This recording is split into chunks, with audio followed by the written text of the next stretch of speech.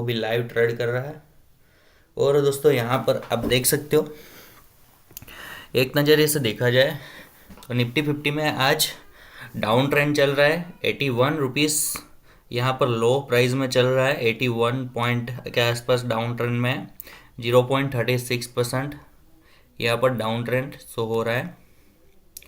दोस्तों यहाँ पर उसकी ऑप्शन चेन भी यहाँ पर शो होती है। और यहाँ पर आप देख सकते हो निफ्टी 50 की जो पूरी इस हफ्ते यहाँ दोस्तों वीडियो को स्टॉप कर दिया गया है क्योंकि आप सब दोस्तों चैनल को सब्सक्राइब नहीं किए हैं, इसलिए जैसे ही दोस्तों आप सब चैनल को सब्सक्राइब करोगे फिर से दोस्तों चलने लग जाएगा। तो आगे का एपिसोड देखने के लिए चैनल को सब्सक्राइब ज़रूर करें। Thank you. देखिए, मैंने यहाँ पर 22,150 का कॉल यहाँ पर किया है। सो आपके सामने चार्ट, तो मैंने इसको 5 मिनट के ऊपर चेक सेट किया है चार्ट को। और दोस्तों कैंडल स्टिक पैटर्न में यहाँ पर देख सकते हो 9:15 पे जब मार्केट ओपन हुआ तो हैमर बनी एक ग्रीन। उसके बाद 5 मिनट में थोड़ा बहुत फॉल देखने को मिला। अप डाउन होते हुए मार्केट ने डाउन ट्रेंड बनाया है। तो 185 का कॉल अभी 140 के ऊपर आ गया है। करीब करीब 40 पॉइंट माइनस में कॉल चल रहा है। तो यहाँ पर ये आपने देख लिया ऑप्शन चेन। और अभी हम देखेंगे निफ्टी 50 में, देखेंगे नीचे कौन सी निफ्टी 50 में जो कंपनीज है दोस्तों। तो ओवरव्यू पे क्लिक करेंगे। यहाँ पर आप देख सकते हो पे सबसे पहले रिलायंस इंडस्ट्रीज, जिसका शेयर चल रहा है 2967 रुपये के आसपास, 2967। और इसमें भी आज डाउन ट्रेंड यहाँ पर शो हो रहा है। रिलायंस का जो मार्केट कैप है यहाँ पर दोस्तों, ये मार्केट डेप्थ दिख रहा है, या वो जो बाइंग और सेलिंग जो हो रही है ऑप्शन चेन में, उसका डेटा है कितने बायर से कितने सेलर्स से आज एक्टिव। करीब करीब 1,46,000 क्वांटिटी बायर्स के पास है, 3 लाख क्वांटिटी सेलर्स के पास है। तो यहाँ पर पूरा का पूरा यहाँ पर आपको शो हो रहा है ऑप्शन चेन डेटा। एनालिस्ट यहाँ पर जो बोल रहे हैं 78% बोल रहे हैं कि लोग बोल रहे हैं बाय करो, 12% लोग बोल रहे हैं इसको होल्ड करो, और 9% बोल रहे हैं इसको सेल करो। मतलब इसका मतलब कैसे समझोगे आप? तो 78% लोग यहाँ पर खरीद रहे हैं, मतलब ज़्यादातर इसमें परचेसिंग हो रही है। 12% लोगों ने already overall long term position बना के इसको होल्ड करने के लिए बोल रहे हैं। और 9% है जो कुछ होंगे टेढ़े इन्वेस्टर, वो बोल रहे हैं सेल करो। कंपनी के फंडामेंटल्स में देखा जाए तो जो कंपनी का मार्केट कैप है ना दोस्तों, 20 लाख करोड़ का यहाँ पर शो हो रहा है। तो 20 लाख करोड़ बहुत बड़ी रकम होती है। जो देखा जाए तो हमारे अंबानी जी के पास है 20,20,000 करोड़, बहुत बड़ी। कंपनी का पी रेशियो जो है वो 28 है, पीबी रेशियो 2 है, इंडस्ट्री पी 14 है। कंपनी के ऊपर जो कर्ज है वो 0.42% है, जो मार्केट कैप वैल्यू के ऊपर है। तो आप उसके ऊपर से कैलकुलेट कर लेना। आपको कैलकुलेशन आता है तो, ना कैलकुलेशन आए तो कैलकुलेटर लेके बैठना। आरओई 9% है, ईपीएस 103 है। कंपनी आपको 0.30% डिविडेंड देती है। और बुक वैल्यू इसकी जो है 1,100 रुपये के आसपास है। अगर बाई चांस मुकेश अंबानी जी बोलते हैं अब हम रिलायंस को मार्केट में बंद कर रहे हैं, तो आपको मुकेश अंबानी जी 1,110 रुपये देंगे। जो शेयर की प्राइस यहाँ पर 2,900 दिख रही है, उसकी वजह बराबर है। मतलब आपका इसमें कितना लॉस है? 200% लॉस। तो लगा दिया चूना। तो ये है बुक वैल्यू, इसको ऐसे काउंट होती है। फेस वैल्यू है 10, बट ऐसी नौबत नहीं आएगी क्योंकि अंबानी जी बहुत दिलदार आदमी है। फाइनेंशियल देखा जाए तो रिलायंस का जो फाइनेंशियल है वो है मैक्सिमम, यहाँ पर है, देख लो दोस्तों, 2019 का 5 लाख करोड़ का यहाँ पर शो हो रहा है, 2020 का 6 लाख करोड़ का है, 2021 का जो है वो 4 लाख करोड़ का है, 2022 का जो है वो 7 लाख करोड़ का है, और 2023 के अंदर कंपनी का जो रेवेन्यू है वो 8,90,000 करोड़ के आसपास का यहाँ पर नज़र आ रहा है। 8 लाख करोड़। प्रॉफिट की बात करें तो यहाँ पर देख सकते हो कंटिन्यू कंपनी के प्रॉफिट के अंदर बहुत बढ़िया ग्रोथ देखने को मिल रहा है दोस्तों। यहाँ पर 2019 के अंदर कंपनी का प्रॉफिट और 2020 के अंदर कंपनी का प्रॉफिट करीब करीब 40 हज़ार करोड़ के आसपास नज़र आ रहा था। उसके बाद 2021 के अंदर कंपनी का प्रॉफिट 53,000 करोड़ का है। 2022 के अंदर जो कंपनी का जो प्रॉफिट है 2021-22 के बाद में जो नज़र आ रहा है 67,000, और 2023 में 73,000 करोड़ का कंपनी का प्रॉफिट है ओवरऑल। और दोस्तों चाटी मिनाटी मिनाटी बिनाटी जैसे लोग इनको गालियाँ देते हैं, तो दोस्तों उन लोगों को बोलने की सभ्यता रखनी चाहिए। बराबर है, 1-2 करोड़ यूट्यूब से कमा लिए तो वो अंबानी नहीं है। अंबानी की एक कार भी नहीं खरीद सकते ऐसे लोग, और अंबानी के ऊपर कमेंट करते रहते हैं। तो यहाँ पर रिलायंस की कुछ पार्ट्स है, उसके लोगो यहाँ पर लगा दिए गए हैं। यहाँ पर अबाउट द रिलायंस इंडस्ट्रीज तो यहाँ पर आपको दिख रहा है। Present organisation Reliance Industries founded 1913 में है। बराबर, इस कंपनी का फाउंडेशन हुआ था, मतलब आई थी कंपनी। मैनेजिंग डायरेक्टर है जो इसके वो है श्री मुकेश अंबानी जी। मुकेश अंबानी जी की ये कंपनी है दोस्तों। अभी मुकेश अंबानी जी इसको हैंडल करते हैं। जो मैनेजिंग डायरेक्टर है, NSE सिंबल है रिलायंस। बराबर है दोस्तों। देख लिया जाए तो दिसंबर 2023 की जो शेयर होल्डिंग पैटर्न्स है उसमें प्रोमोटर होल्डिंग 50% यहाँ पर नज़र आ रही है। FII होल्डिंग जो है 22% है। रिटेलर्स जो है यहाँ पर 11% है दोस्तों। और दोस्तों आगे की बात की जाए तो रिटेलरों के बाद आते हैं DII वाले, जो अदर डोमेस्टिक इंस्टीट्यूट वाले, वो करीब करीब 8% है। म्यूचुअल फंड वालों ने भी दोस्तों यहाँ पर 6.97% होल्डिंग की हुई है। देखा जाए तो अच्छा खासा है। तो वैसे ही दोस्तों उसके बाद जो निफ्टी 50 की दूसरी कंपनी आती है, तो दोस्तों यहाँ पर आप देखोगे तो ओवरव्यू में दूसरी कंपनी है TCS। दूसरी सबसे बड़ी जो निफ्टी 50 की कंपनी है, उसके शेयर की वैल्यू है अभी 3,993 रुपये, जो अभी लाइव ट्रेड चल रहा है आज का। उसमें आज TCS में 59 रुपीज़ माइनस में चल रहा है, मतलब 60 रुपये माइनस चल रहे हैं शेयर की कीमत। यहाँ पर उसकी ऑप्शन चेन नज़र आ रही है। जो TCS कंपनी है उसका मार्केट कैप है 14 लाख करोड़ का, जो रिलायंस के मुकाबले सिर्फ 5 लाख करोड़ कम है, 5-6 लाख करोड़।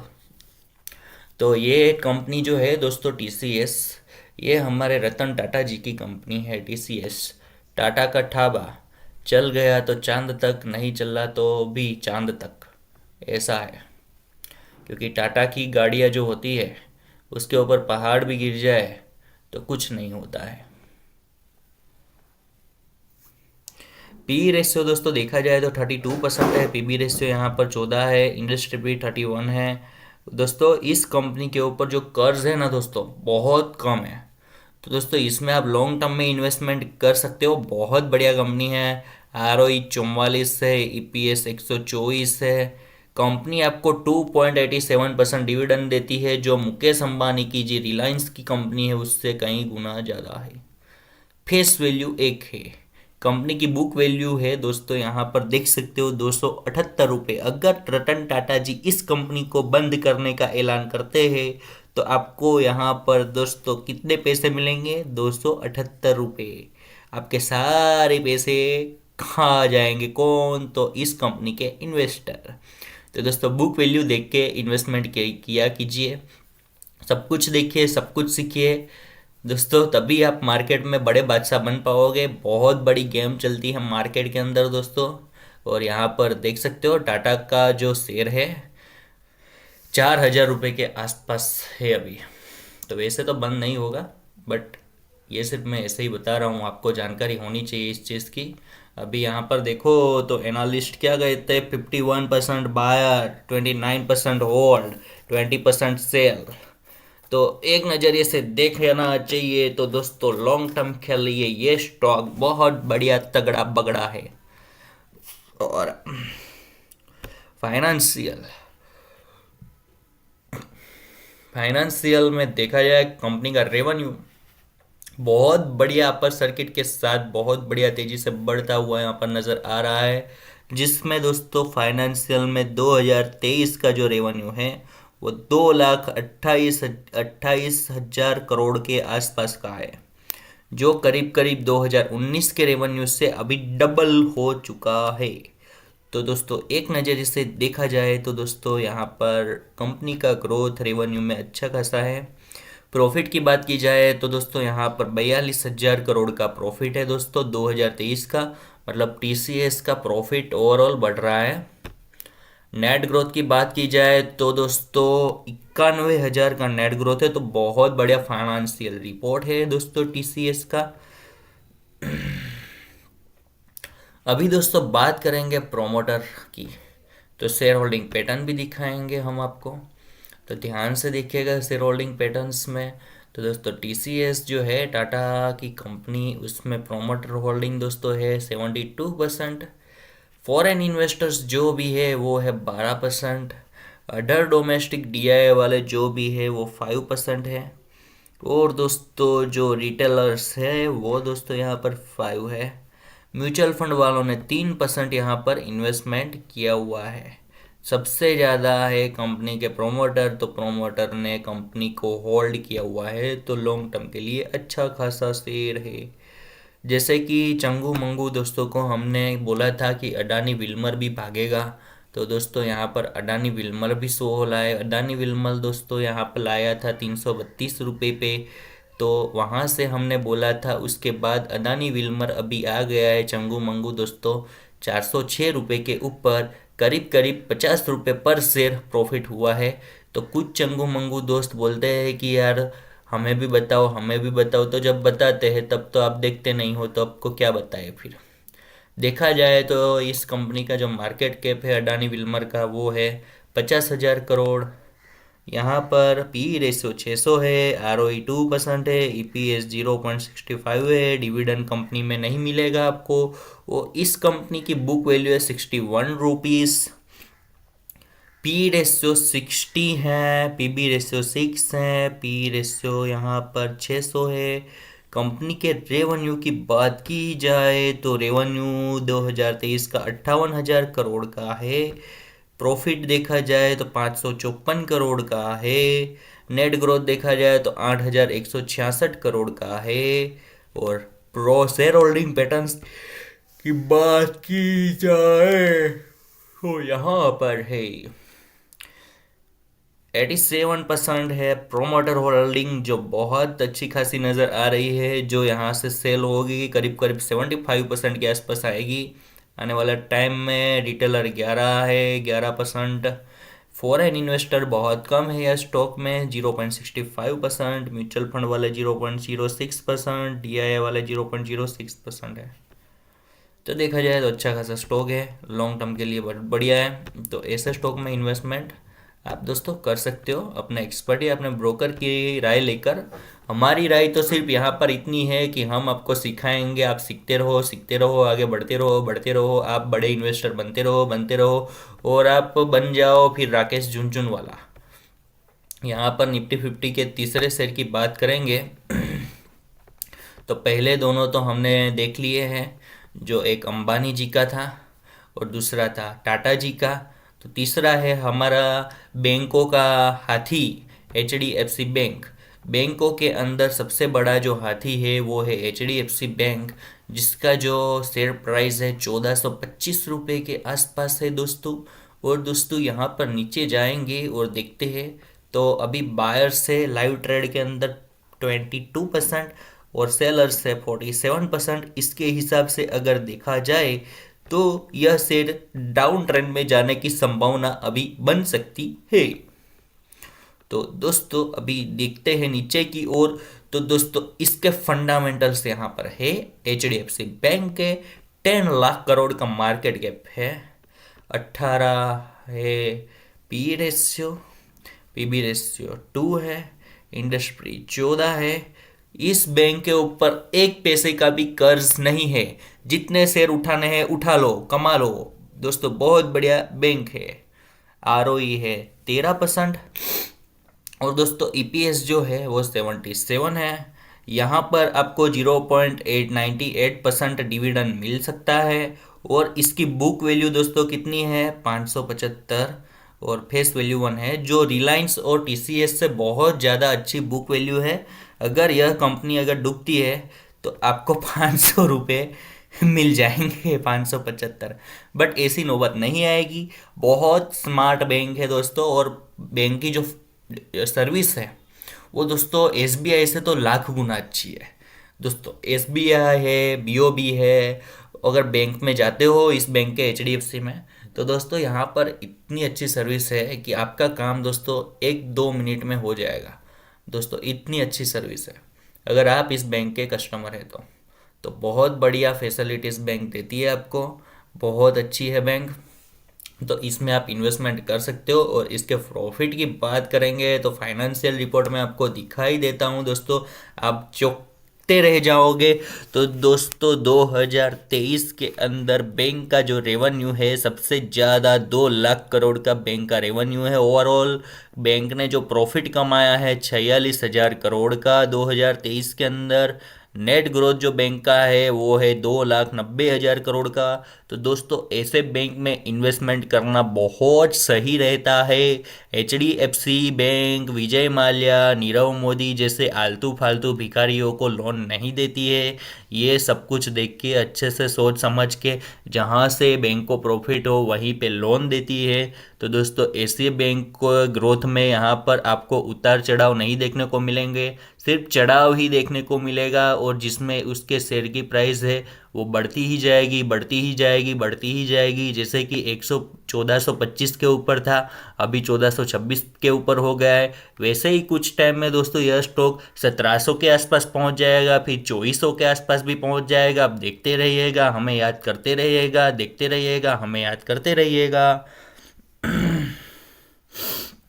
अब दोस्तों बात करेंगे तो दोस्तों HDFC बैंक यहाँ पर क्रेडिट कार्ड भी बनाती है दोस्तों, लोन भी देती है।